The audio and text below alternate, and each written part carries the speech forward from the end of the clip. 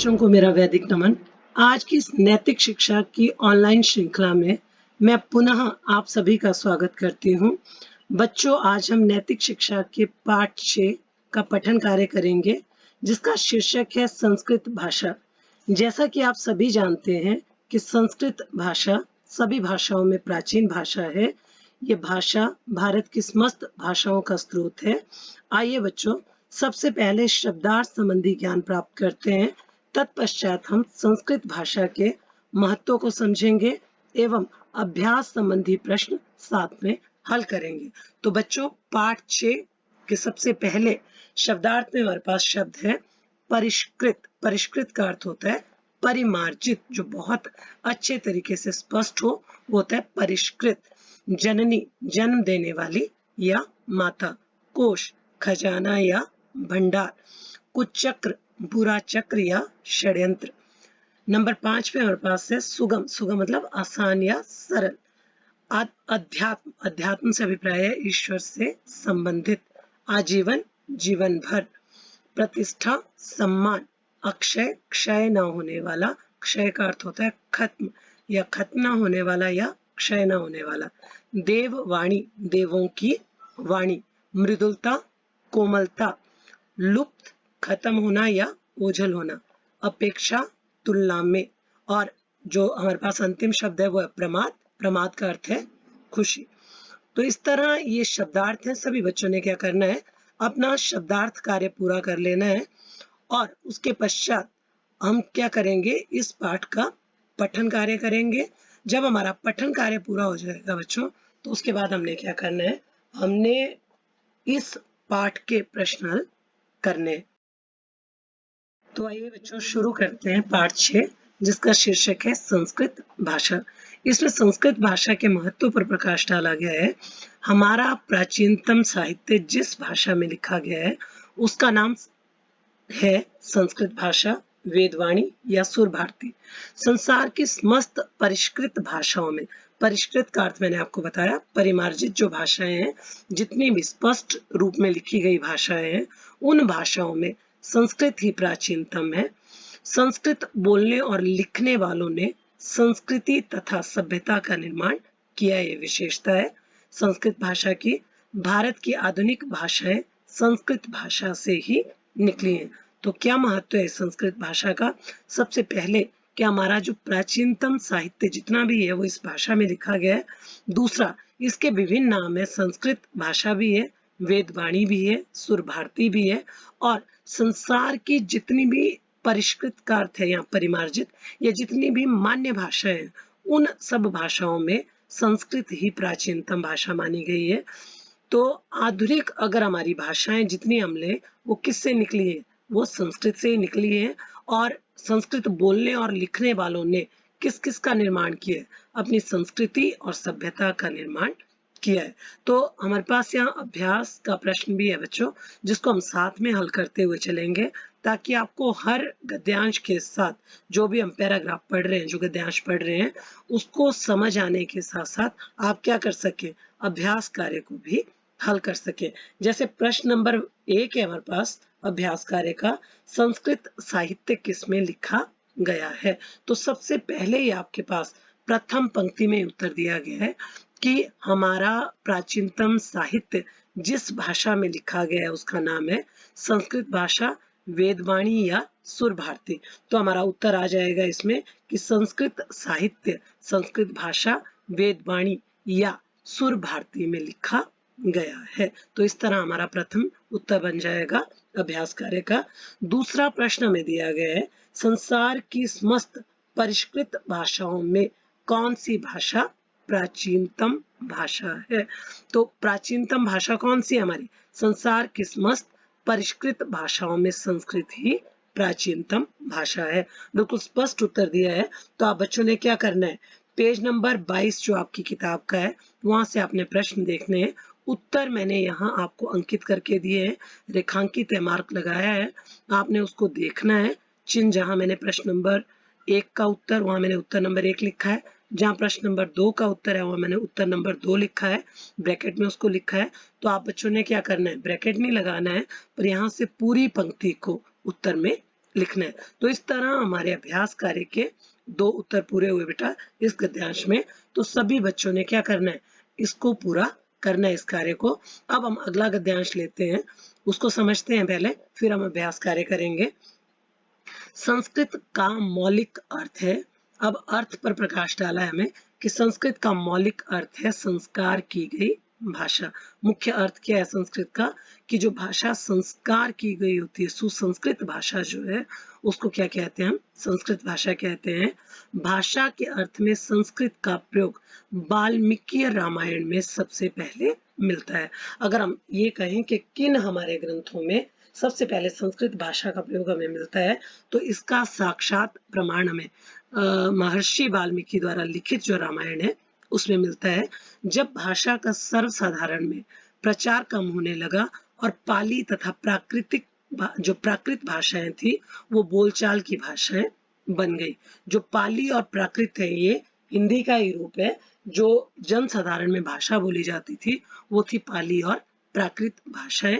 तब जान पड़ता है कि विद्वानों ने प्राकृत भाषा से भेद दिखाने के लिए इसका नाम संस्कृत भाषा दे दिया। जो विद्वानों की भाषा थी या ग्रंथों में जो भाषा लिखी गई वो संस्कृत भाषा थी, और आम बोलचाल की जो भाषा थी उसमें पाली और प्राकृत भाषाएं जो थी वो बोली जाती थी।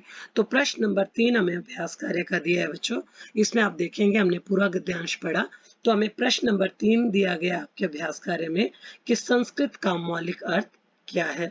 बिल्कुल स्पष्ट उत्तर इसका दिया गया है कि संस्कृत का मौलिक अर्थ है संस्कार की गई भाषा। इस पंक्ति को हम किताब में से ऐसे उठाएंगे, तो आपने क्या करना है, इसका हम अर्थ व्यक्त कर रहे हैं तो इसको एकल उदाहरण चिन्ह में ही लिखना है जैसा आपकी किताब में दिया है। मैंने यहाँ उत्तर नंबर 3 भी लिखा है और ब्रैकेट में इसको लिखा है कि ये प्रश्न नंबर 3 का उत्तर है। तो इस तरह दूसरा गद्यांश पढ़ने के बाद अब तीसरे गद्यांश पे आते हैं बच्चों। तीसरे गद्यांश में हमें क्या बताया गया है कि संस्कृत भाषा का क्या महत्व है और भारतवासियों के साथ इसका कैसा संबंध है। तो संस्कृत और भारतवासियों का माता और पुत्र का संबंध है। संस्कृत भाषा सारी भाषाओं में प्राचीन भाषा है। अभी हमारा वाक्य जुड़ा है इसलिए हम यहाँ क्या कर रहे हैं, अल्प विराम के स्थान पर अर्ध विराम का प्रयोग कर रहे हैं। अतएव संस्कृत अन्य भाषाओं की जननी है। इस भाषा के समान मृदुलता, मृदुलता आपको बताया मैंने कोमलता, मधुरता, मधुरता का मतलब है सरसता, और व्यापकता, व्यापकता का अर्थ है विशालता, किसी भाषा में नहीं है। भारत की समस्त भाषाओं का स्रोत होता है जहां से वो निकलती है, उद्गम स्थान संस्कृत है। संस्कृत के भंडार से विभिन्न भाषाओं के शब्द निकले हैं और निकलते जा रहे हैं। आज भी ये जो तरीका है वो वही है कि जितने भी शब्द निकले हैं उन सब की जननी कौन है, संस्कृत भाषा है। और आगे जो शब्द निकल रहे हैं, अब तक जो निकल रहे हैं वो भी संस्कृत से ही निकल रहे हैं। संस्कृत इन शब्दों का प्रकांड कोश है, एक खजाना है जहां से ये सारे शब्द निकल रहे हैं। समस्त प्राचीन साहित्य, वेद, ब्राह्मण, उपनिषद, दर्शन, धार्मिक ग्रंथ और इतिहास आदि संस्कृत में लिखे गए हैं। जितने भी हमारे ग्रंथ हैं, उपनिषद हैं, दर्शन शास्त्र हैं या प्राचीन साहित्य हैं, वो सभी किसमें लिखा गया है, संस्कृत भाषा में लिखा गया है।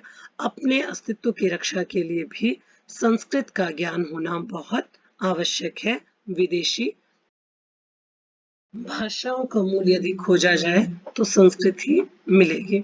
अगर प्राचीन विदेशी भाषाओं को हम लें तो उसका मूल, उसकी जड़ भी क्या है, वो संस्कृत भाषा है। वो भी किससे निकली है, संस्कृत भाषा से।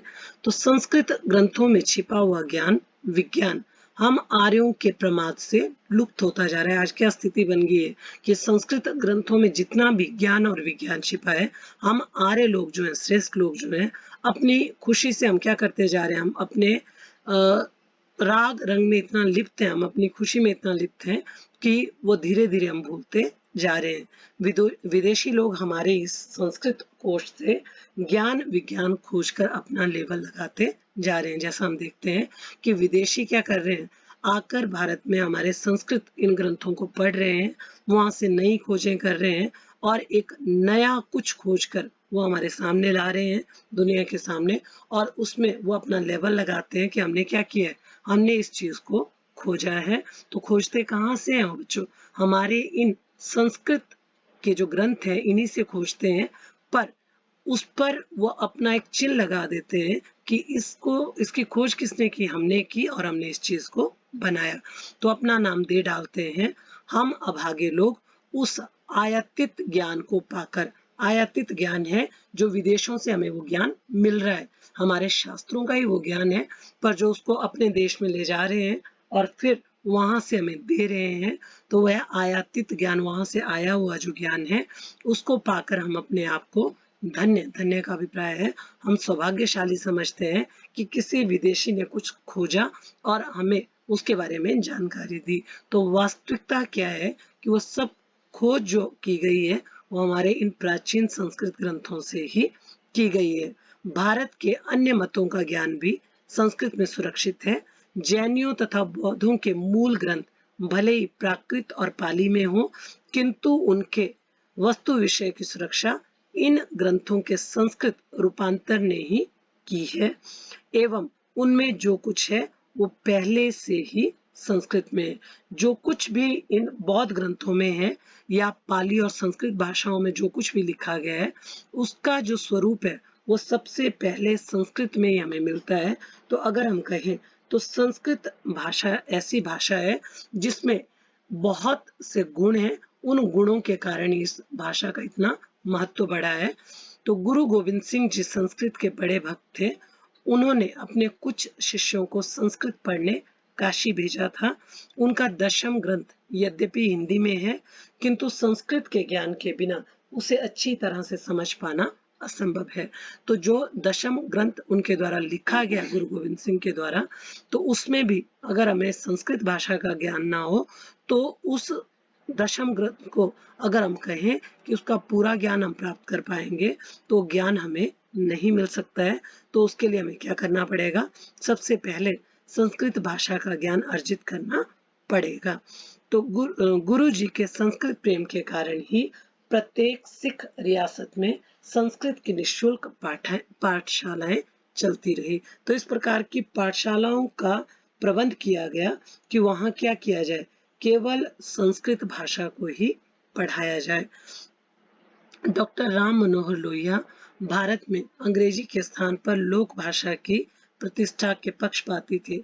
डॉक्टर राम मनोहर लोहिया चाहते थे कि भारत में अंग्रेजी भाषा का इतना विकास ना हो, अंग्रेजी भाषा केवल हमारे अध्ययन के लिए उपयोगी भाषा ना बनकर हिंदी भाषा बने, इसके लिए वो उसके पक्ष में थे। उनका कहना था कि भारत की भाषाओं में संस्कृत के आधार पर नए नए शब्दों को बनाने की अपार क्षमता है। इस तरह राम मनोहर लोहिया जो थे वो केवल हिंदी को ही भारतीय भाषा बनाने के पक्षधर थे। तो यहाँ बच्चों प्रश्न नंबर 4 का उत्तर मैंने आपको अंकित करके दिया है ऊपर।